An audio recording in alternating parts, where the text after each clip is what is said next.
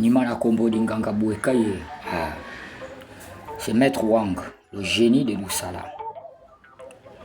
Je me pose souvent la question de savoir qui a dit à un initié du Bouété,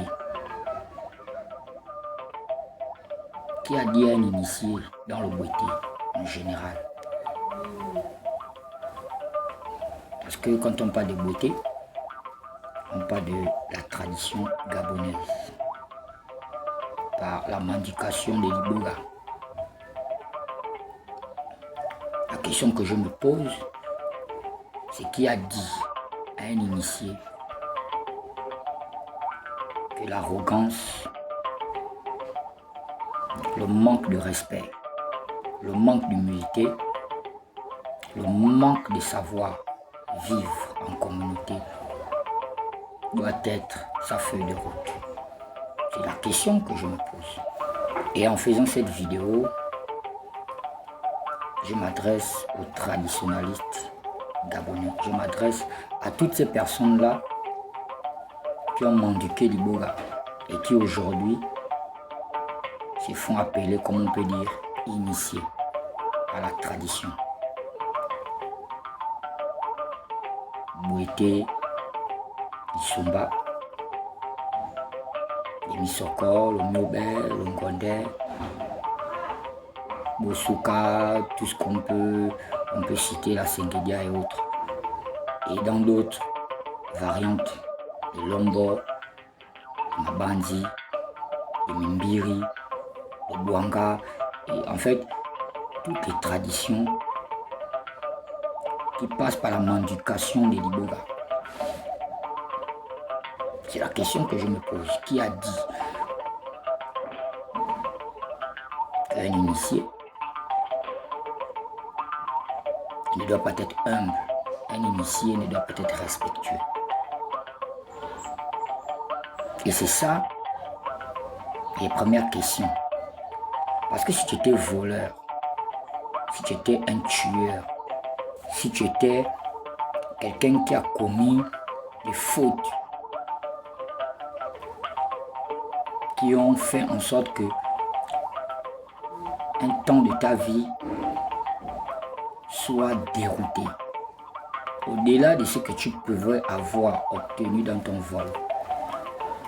Parce qu'il y a des voleurs qui vivent aisés aujourd'hui, volent, mais ils vivent aisés dans le sens de la chair. Il a l'argent, les voitures, les maisons et autres. Mais après un certain temps, il va toujours remarquer qu'il n'a pas la paix intérieure. Il n'est pas tranquille avec lui-même. Et c'est ça, là où nous, on va puiser la force pour dire que quand quelqu'un vient dans le Maranga, tu viens avec ton problème, la circonstance qui t'amène à te faire initier à mendiquer l'Iboga, il n'y a que toi-même qui l'as vécu.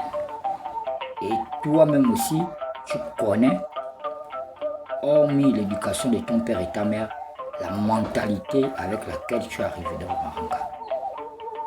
Et quand tu arrives dans le Maranga, après ton initiation, on t'a donné une feuille de route.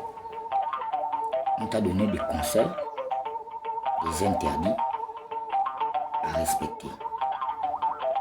Et là, nous sommes sur le conseil qu'on t'a donné par rapport à ton éthique, par rapport à la manière dont tu vas devoir vivre après la mendication de l'Iboga en tant qu'initié, comme on peut dire. Et la question revient toujours. Qui a dit à un initié que l'arrogance, le manque de respect, le manque d'humilité, le manque d'écoute, la brutalité, la violence doit être ses compagnons de route? Alors qu'il est venu chercher la vertu, alors qu'il est venu chercher la clé de sa vie, d'où il a eu des problèmes. Et en venant, ils viennent trouver une autre mentalité, un autre mode de vie. Est-ce qu'il doit se comporter selon la volonté de cette science-là ou il doit se comporter de sa manière? Mais la réalité, c'est que nos sciences, l'Iboga, par le canal du Bouété, n'enseignent pas l'arrogance, n'enseignent pas le manque de respect, n'enseignent pas le vol, n'enseignent pas la tuerie, le banditisme et tout ce qui va avec. Au détriment de ce que les gens peuvent dire dans les médias, au détriment de ce que les gens peuvent enseigner ici et là, mais il y a des personnes qui savent que l'Iboga ne peut pas amener un être humain à devenir bandit ou encore à prendre un chemin qui n'est pas un chemin normal. Donc, toi initié à l'Iboga, sache que l'Iboga, c'est la clé de ta vie. Parce qu'on ne peut pas prétendre connaître le monde sans pourtant se connaître. L'Iboga t'amène à te connaître qui tu es. Ça t'amène à découvrir quelles sont tes forces, quelles sont aussi tes faiblesses. Et le tout, c'est un travail alchimique sur toi-même que tu dois faire. Après, tu vas comprendre que c'est juste l'humilité, le respect, la tranquillité dans ce que tu fais qui va t'amener vers la lumière et à franchir ta connaissance. Et c'est là où tu vas goûter à ce qu'on appelle la paix intérieure. Parce que c'est ça qu'on vient chercher dans les marangas. C'est pas l'argent. C'est pas les maisons. C'est pas les grandes voitures.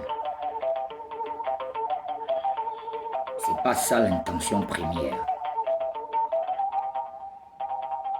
L'Iboga donne la capacité, sinon la force à tout être humain de s'auto-défendre.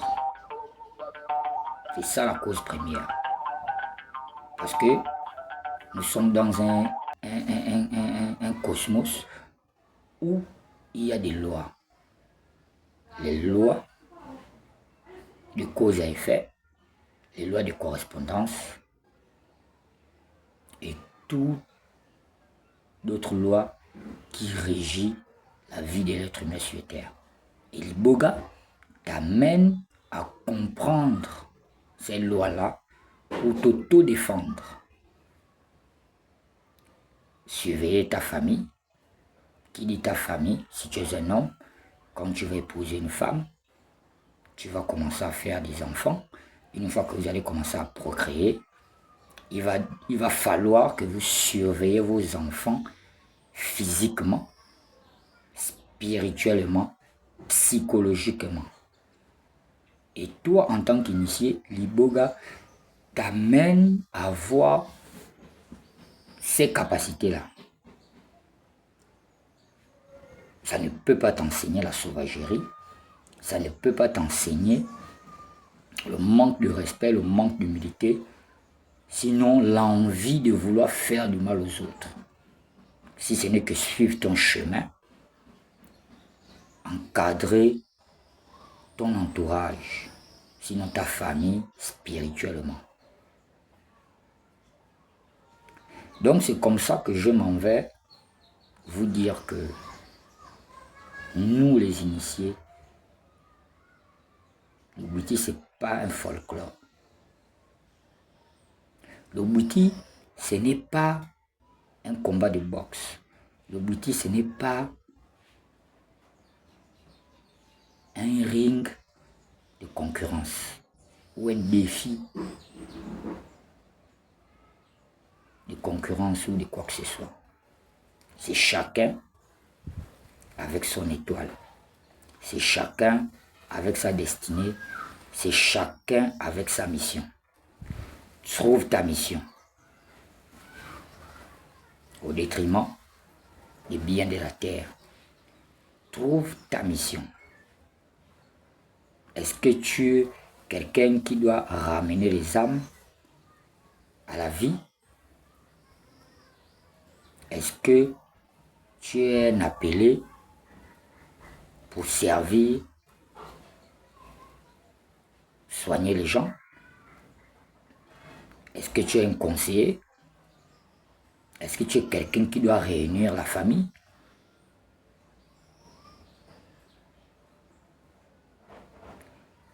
Trouve ta mission et vis selon cette mission-là.